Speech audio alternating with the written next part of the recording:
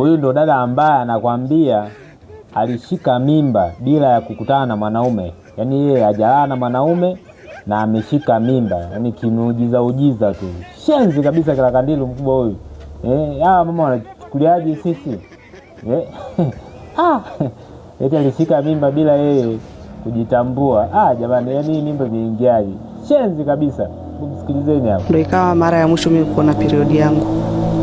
Lakini kwa sababu nilikuwa tayari na ile tatizo la kuwa na misimisi period, nikaona ni kitu cha kawaida. Lakini nikasubiria mwezi wa 4, mwezi wa 5, mwezi wa 6 zikaja dalili kama za period, lakini sikuingia. Lakini nikasema mbona muda unazidi kwenda? Sikuwa la kufanya. Mwezi wa 7, mwezi wa 8, yani tumbo likawa limeshaanza kuonekana kubwa. Sikuwa na jinsi, afu nilikuwa mbali, sikuwa huko nyumbani. Na kipindi hicho mwezi wa 7 kuna mdogo wangu alikuja.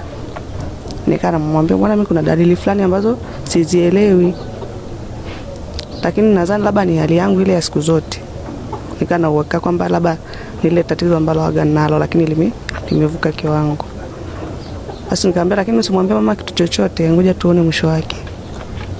Mwezi wa 8 ameshika mimba kweli. Tumbo likaa kubwa. Kabidi sasa niende hospitali nijue tatizo ni nini. Nikaenda hospitali nikapima, wakaniambia kwamba ni mjamzito. Sikuwa na la kufanya. Kile kitu tayari kiko katika mwili wangu na sijui kimekujaje. Kwa nikaacha. Mwezi wa 9, wa 10 nikaa nashindwa kufanya kazi zangu ambazo nilikuwa nazifanya kila siku. Nikaa nikienda kidogo nikifanya kazi nachoka, najisikia maumivu hapa na pale.